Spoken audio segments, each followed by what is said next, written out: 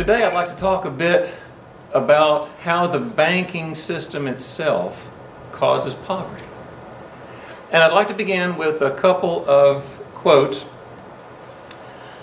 One is from Henry Ford, the founder of Ford Motor Car Company, and he said, "It is well enough that people of the nation do not understand our banking and monetary system, for if they did, I believe there would be a revolution before tomorrow morning." And when you think about a revolution, that's pretty extreme. A revolution by tomorrow morning for simply understanding how the money system in our country works.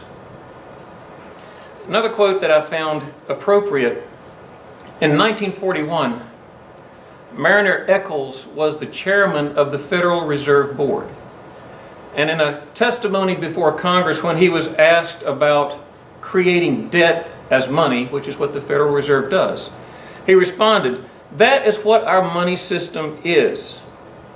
If there were no debts in our money system, there wouldn't be any money." Doesn't that sound a little wrong?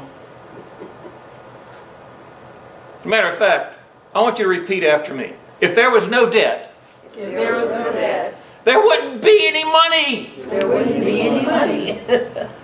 Ouch! Now enter Bernard Lietaer, who is known as the architect of the Euro money system. In a 1997 interview with Yes Magazine, he pointed out how banks create money, and at the same time they create a debt that forces some of us, the borrowers, to go into default on our loans. Note the word forces some of us, the borrowers, to go into default on our loans. And he explained it that when a bank provides you with a $100,000 mortgage, it only creates the principal. We borrow that money into existence, which is how the banks create that money. And you spend that and it circulates in the economy.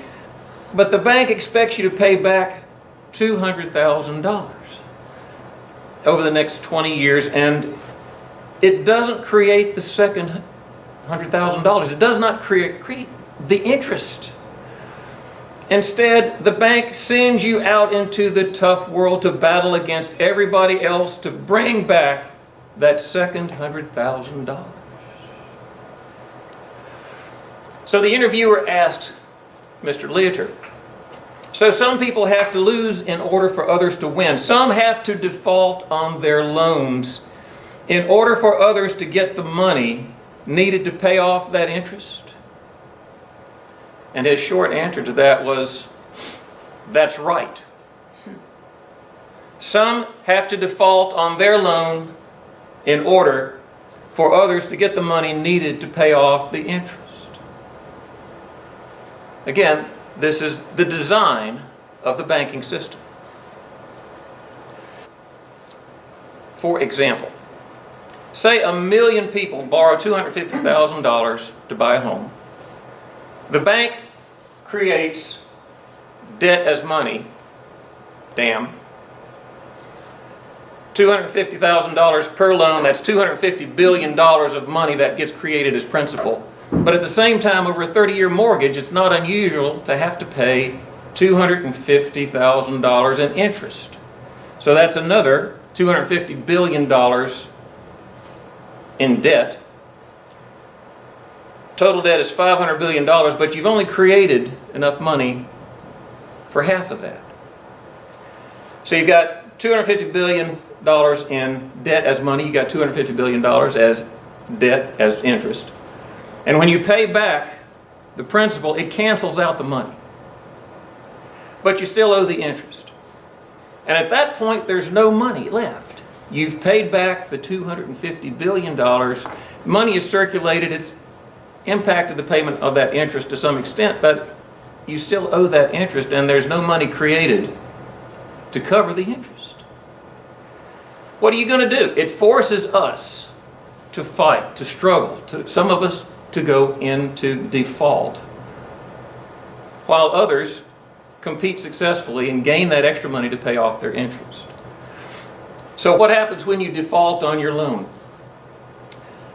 Your bank has the right to seize all your wealth until that loan debt is satisfied. This includes taking your home, your car, your business, your investments, whatever the bank has to seize in order to cover that debt. That's what the bank is entitled to do. And this is to satisfy the interest on a loan that, by its very design, can never be fully paid off without forcing some of us, some of you, to default. So every time you take out a loan at your bank, you create money to buy what you want or need. You create a debt from interest that can never be fully paid off.